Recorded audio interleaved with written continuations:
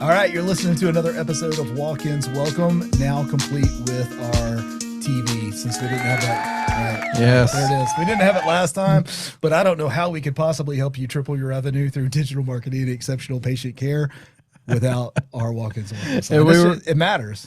Sorry, we were laughing earlier because we're talking about another 7 things, and I counted them. He's like, really? He said, well, probably wasn't a bad idea to count that. Michael double checks my work on a regular and consistent basis. Speaking of which, Michael Ray with me today as always. I'm Nick Horde, your host. You're listening to Walk-Ins Welcome. It's another Wednesday episode. We're glad to be dropping it for you. And today we're talking about 7 reasons your urgent care businesses fail. Now, listen up here. This can be applied to chiropractors. This can be applied to massage, aesthetic, health and wellness, like anything in the retail healthcare space. This can affect you. We did urgent cares because I was just doing research on it. So let's go ahead and kick it right on off because this is huge. And also as a note, marketing is only involved one time on this list, but it is there. It is there, and we're going to talk about that. Number 1. Bad location. Location. Michael, we told a story about this not too long ago on a previous episode, but where I live, I was going to get a prescription filled, and when I was driving behind the Publix, I found an urgent care that I had never seen before. Yeah, exactly. It's behind a Publix and behind you would never know it. There were no cars in the parking lot, and it was in the middle of the day. Well, and sometimes when it's too good to be true of a deal on a location, there's a reason why. No doubt about it. And I'm going to tell you, this has been interesting to me. Just a lot of companies that we've been doing our strategy sessions with, Michael, have told me that they thought because they were in emergency room care or something like that. That was a good one, yeah. They could just open up an urgent care and that it would just work for them. That's just not true. And that is such a fascinating concept because I know who you're talking about. And they had a very long track record of success with emergency rooms. That's right. And they're like, hey, if we can open an emergency room, why can't we open urgent care? They crack open 8 urgent care locations. Yeah.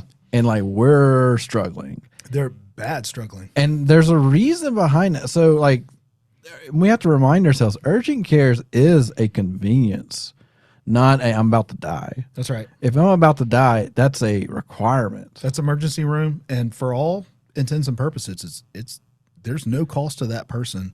There is, but that emergency room has to serve them. Yeah. It's not a luxury item. It's almost not a requirement of life, but it's one of those, you're going to go to an ER, if I am in high pain or I can't seem to breathe right or I don't feel correct, I'm rolling over to an emergency room. I don't care where it is. I'm going to find it. Right. Other than that, I feel kind of sick. I need to go to an urgent care. What's the most convenient thing for me? Because that's another thing I learned once a long time ago. When you hop into an ambulance, you can tell them what hospital you want to go to, by the way. If you can talk. Right? Or if you can think straight enough. Right. But anyway, so bad location. It's a real deal. I mean, if Walmart is paying attention to where they're putting their locations, if McDonald's is doing this, if your express tire change place, all of these places are poised for convenience. Yep. And the reason that is because they know if they put it in a bad spot, people are not going to come. And that's even true of McDonald's and Chick-fil-A. If you put it in a bad spot, people are not going to come. Well, bad spot or even just make sure it's high traffic. Right. You're getting visibility out there. Because if you're in urgent care, it's not a destination place. That's right. It's going back to convenience. There it is right there. It's beside Walmart. I think one of the best location strategies I've ever heard in terms of not much research required, but it worked, is Hibbett Sports. Yeah, with the Walmarts. Yeah, their goal, they knew, and it's still true today for the most part, Walmart does not carry a great sporting goods section. It's there, but not really. It's trash. It's one aisle. But it attracts families. Stick a Hibbett sporting goods store in the same parking lot, and now they've gone to Walmart to get their groceries and go to Walmart and they don't have the baseball helmet that I thought they were going to have. Cleats. Or whatever. Yeah. They look out, they go toward the car. Hey, there's a Hibbett's over there. We'll just roll over there. And that was their location. Didn't require market research. They just let somebody else do the research for them. I mean, imagine if you put your pediatric urgent care next to every daycare. Yeah. Anyway, there's a thought. Let's go to the next one. Payer contracting. Or Target. Yeah, or Target. Payer contracting. I think this is a big deal for sure. And I'm Our talking state. about your credit card processing, but I'm not talking about your credit card processing. You have to have the capability to collect on your payments, not only through your insurance, but also just the regular payments. Right? Yeah. If somebody's paying out of pocket, 'cause Yeah, not everybody and carries insurance. and like accepting all the different payment methods that people do right now. Are we saying Bitcoin's an option? Not sure. No. Last year this time it felt like one. Right. But no, making sure like you got to make it easy. You got to make it seamless too. And talking about the insurance, we're here in Alabama. If you don't accept Blue Cross, you might as well turn around and close your doors That's right. because that is just the expectation. It's the standard. Yeah. And it's what everybody has. But here's the thing, you have to set yourself up. If you can't collect funds, your doors are going to shut. Yep, and you have to be able to report on them properly. You got to do all the things right. The fact that you can, like, I've talked to a business and they did not have a way to accept payment, I remember you talking about that one. and it's like, you well, your business doesn't exist, or the only way accepting payment, can you write me a check? And if that's the only way you're accepting payment right now, you just knocked out half of your customer base because I don't have a checkbook at all. Business doesn't have a checkbook, Michael. Yeah, like I don't have any like If I can't even digitally write you a check, we're cooked. I remember the only time I ever wrote a check up until recently was for my driver's license or my renewal of something for the state. And that was it because they wanted to charge you extra for the credit card fee. I was like, I'll save $3. And then the last time I went up there, they had the check option and then they didn't mention the fee anymore. Well, here's the card. I don't care. I don't want to write this check.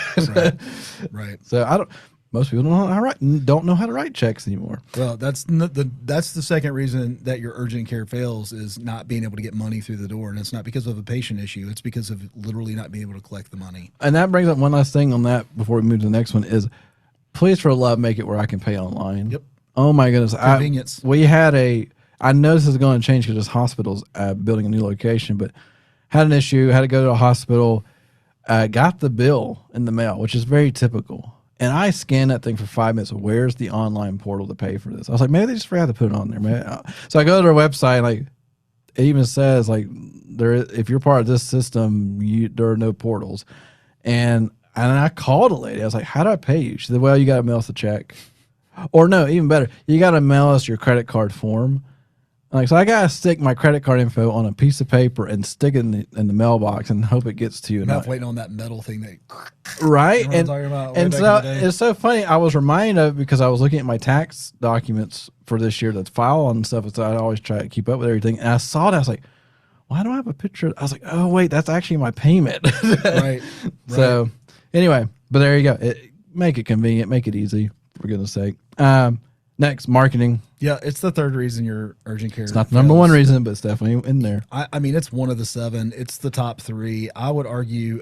This is going to sound self-servicing because we obviously own a digital marketing agency, but people are the first thing they cut with any sign of trouble is the marketing budget, and it doesn't really matter because they weren't spending enough money in the first place, right? Here's the thing: think about where you want to be financially. We did a whole marketing strategy plan on this month.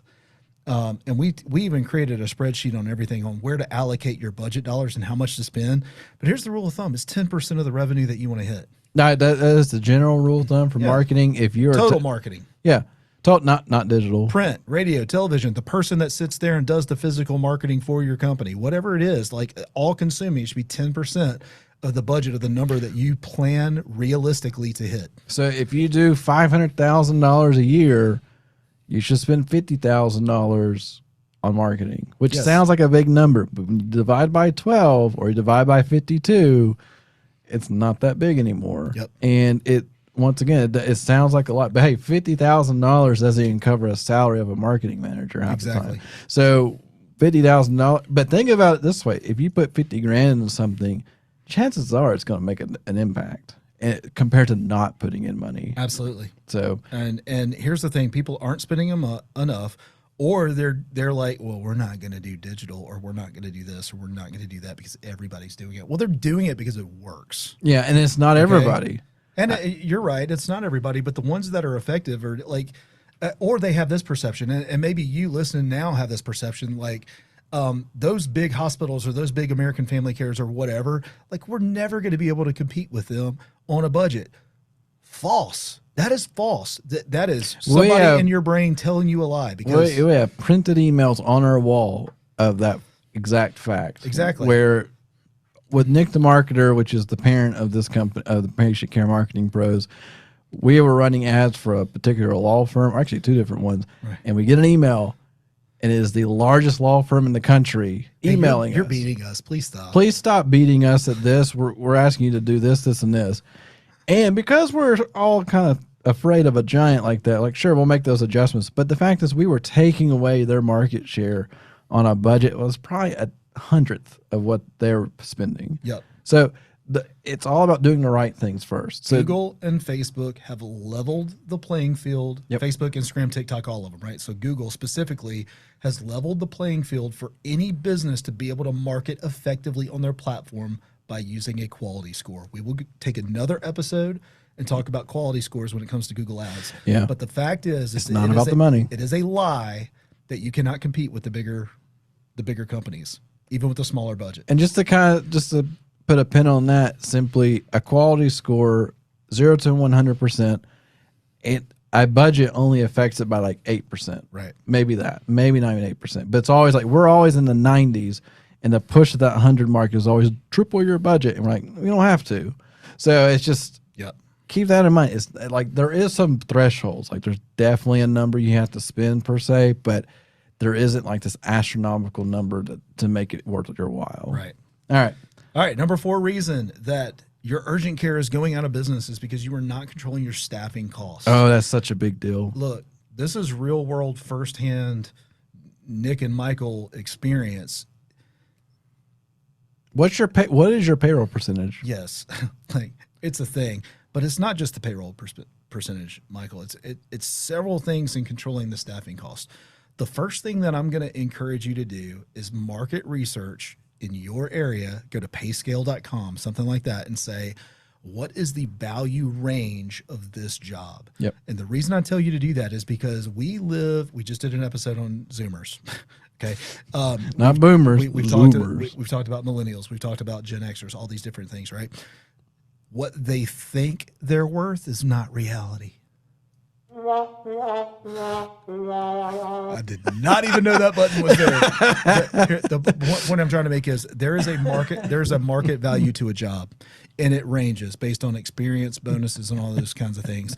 If you are underpaying, you're going to have high turnover in your practice. That will put you out of business. If you are overpaying, you will not be able to bring the amount of people on to serve your client and patient base. A human's a human. You will go out of business. Y'all have to get your staffing costs under control and get your pricing right internally. I know, I get it. Insurance drives a lot of the pricing. Okay, but that's still, that insurance is even priced in a way in your market for you to be able to grow your business with staffing. But if your costs are all over the place because somebody feels like they're worth more and all these different kinds of things, you're cooked. Or you're greedy. No offense, I'm not mad at you. I'm just telling you the truth. You're greedy and you're not willing to pay them what they're worth. And so you're just a stepping stone urgent care. Yeah. And that'd be a funny name, Stepping Stone Urgent Care. Stepping Stone Urgent Care. But that's funny. And, just kind of thinking through, here's the reality. There will always be turnover. Right. Doesn't matter. Doesn't matter how great your culture is. Doesn't matter if you pay well or not. There's always turnover. So once you get past that fear, no matter what you do, some people just aren't meant to be there forever. Actually, no one is. They're only meant to be there for a period of time. That's right. And it could be a very long time. It could be a very short time. But ultimately, you want some predictability out of your turnover. And having proper paid staff that's not overworked and a culture they enjoy coming to is a key thing. We have episodes on culture because it's just an important piece of the puzzle. We're going to do an update on that in 2023 as well. Yeah, because things have adjusted. Right. They have. But keep those costs in control. And then I had mentioned briefly about payroll percentage. What does that mean? What percentage of your entire revenue has gone to payroll? And is that a healthy number in your industry? Find out. Do a quick Google search. Chances are it may not be. So you need to double check and say, like, am I way over? If I'm way under, what am I doing wrong? Yeah. So not paying, or you don't have enough. Or your prices are too high. Something's off. Yep. So next is facility costs. So this can go really deep. Like, Well, I mean, these are bougie doctors and stuff like that, and I get that. You know, if you own a med spa, I get the fact that you're buying a lot of salt rocks, and they're typically pink, right? Yeah, I'm talking in jest, but the point is like you need to match who you serve. You don't need to go over the top, and then I would even argue from a facility cost management on those costs, like you don't have to have the most expensive chair in your office to run paperwork. Okay. Yep. But you probably need to have the right kind of chair for your front desk person who's going to be sitting all day. yeah, just be conscious of it because all these small things add up. Like even here, like, so we're a big standing desk company. Yeah. I can go ahead and tell you, standing desk range greatly in how expensive they are. All over the place. From like $300 to $3,000. $3,000. And they're not that much different. So like we are in the 300-ish range, but we bought all new ones a year and a half ago because we were kind of like buying them as they came. They all kind of started changing. So then we're like, all right, let's just all update them all to the same, so at least it looks correct. Get some uniform. Because we are an open office space, so it's we can't separate it out. Anyway, $300 times 5 is $1,500. $300 times 3,000. I'm sorry, $3,000 times 5 like is 90 grand. Yeah, it's $15,000 compared. Like such a huge difference. So keep that in mind. And there's nothing wrong with buying used equipment. Like if you guys have certain equipment, like X-ray technician stuff. Like there was a company I had done some work for, and they repaired and sold used medical equipment because there's nothing wrong with it. Right. When I went to the chiropractor the other day to get my X-ray scan, that X-ray machine looked like it came out of the 80s. Right. Like it looked old, but it worked. It worked fine. Well, look, you have to invest in the things that you need to invest in, and you need to be frugal in the areas that you need to be frugal in, and you need the wisdom to know the difference in the two of those. All right, I get it. As you grow, you can reinvest those dollars back in. Y'all, I wish you had seen what this podcast studio looked like not 6 months ago. Yeah. We had a Yeti mic, no earpieces, and I don't know, man. It just sounded just roll back to episode 10. Yeah, seriously. But that's what we did is we've reinvested, and this still isn't like the best podcast studio in the planet. But yeah, we still have layers to add to it. We got other stuff that we can do with it. But look, that all that to be said, your facility costs will eat your lunch. They will if you're not careful with it. The prices can get out of control. Yeah. Here's a big one to me. It's missing the marketing opportunities. The January, the first quarter, especially in an urgent care space. Sometime in November, flu season, family starts coming over, germs start spreading, and it goes in through like March. All right. This is just the colder weather months. And here's what happens. Just stop advertising. You stop advertising. You're not taking advantage of those busy flu seasons. You're not taking advantage of those busy. I honestly, I don't have any, like, nobody's been able to give me a clear answer as why they do that other than to save money. I guess they're buying Christmas presents. I have no idea. But you're missing that opportunity to bring in all these new patients that are looking for your service because you're unwilling to spend the necessary money to grow that. Yeah, and fun fact, most platforms, when you stop ads, so does their algorithm, and all that learning that you spent, like you literally spent on the algorithm to learn what works best, stops too, and you're hitting a reset button. That's right. And so we tell people, hey, if you're just overwhelmed, just lower the ad spend. Don't get rid of it. Yep. Just lower it. Like if you're overwhelmed, you're making a bunch of money, you really shouldn't care, and just lower it until you're like, okay, I guarantee you, you're busy today. In 2 weeks, you may not be. Would you turn your sign off at your building if you just got busy? Right. Would you turn the electricity off to your building? Yeah, you know, we're busy. We're gonna turn our sign off. Yeah. Just we're not here. Well, it sounds ridiculous, right? And yet every single day we have people all the time that just we're like, we're busy right now, just turn it off. Yeah, that's not the best use of your money because you're going to spend just as much money getting it started over and cranked up again. And all of that is the same. It sounds marketing, Michael, but at the end of the day, you're missing the opportunity to bring in new patients. Yeah. Period. All right, let's get to the last one and move on. Exhausting working capital. Retained earnings, marketing budgets, having a coffer to pull from. Investment money up front, maybe. If every dollar that you have come into your business is going right back out the door, You have exhausted your working capital. You're not going to be able to make strategic investments in your building, And you're in your stressed staff, in your marketing, in your culture. Like, this is your working capital. And if you're exhausting it because you're mismanaging that money, that you're out of business. If you have That's a reason urgent care businesses fail. if you have a zero or negative cash flow, you have a problem. Right. And you have a time limit to fix that problem, because whatever you have to fix that is going to run out. So if you can't get it working the way you want it to, you're going to run into issues. And it's one of those, generally, like, the rule of thumbs are you need at least 3 months worth of working capital to keep your. What does that mean? If it costs you $100,000 a month to run, you need 300 grand available to you to keep it running, assuming nothing else comes in the door. Right. That sounds like a lot of cash for somebody, but it's really not, and it goes really fast. So just, you have to get out of mind, because ultimately, once you run out of money, if a business can't be profitable, it has to be closed at some point, or file for bankruptcy and reissue a bunch of stuff and try again. But the reality is, you have to make more than you spend. Well, I'm going to recommend you go get the book Profit First. Yeah. That is a great book that will help you build up your working capital, and it also give you some perspective on how to manage your business finances. So I want to make sure that I put that out there. Michael, I think this has been a great episode so far. Still broke 20 minutes. 7 reasons that your urgent care business fails. Y'all, this is huge. Bad location, Payer contracting, marketing, staffing costs, those facility costs. Pay attention to that. January 1st quarter opening date. Missing those opportunities and not having working capital. It sounds obvious, but are you checking any of these boxes?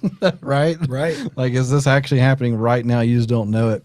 Do a quick assessment on your company. What's going on? Like, a side note, are you having a monthly meeting on the status of the health of your company? Like, are you actually knowing what's going on? I think that was one of the biggest things that we, the first 2 years out of this business was, when did we, once we became confident in the financial reporting of what we were being given, we're like, okay, we can make decisions now. That's right. Yeah. And lo and behold, it became consistent. Anyway. Get or contract out a CFO to help you with all of these areas, right? I mean, we have recently gone through taking a look at our location. And I look at this like, when we're running credit cards, how much money is coming out of my pocket in those fees. We're finally spending enough money on our marketing, because even we're learning these things. Staffing costs, we've had to reduce some staff because we had gotten out of control. We leaned it up. Yep. And as part of our location, we're looking at the facility costs attached to that. We're running webinars to you, our listener, because now's the best time for us to help you grow your business. And we have working capital, so we're good there, guys. And we're growing it too, which is nice. That's it. We're making it go. Take us out, Michael. All right, guys. Well, thank y'all so much for another listen to our episode here. Go check us out, patientcaremarketingpros.com. If you are an urgent care on the UCA, we'll see you guys in Vegas, and we'll catch you on the next one. Have a great week. We'll see you next Wednesday. See ya.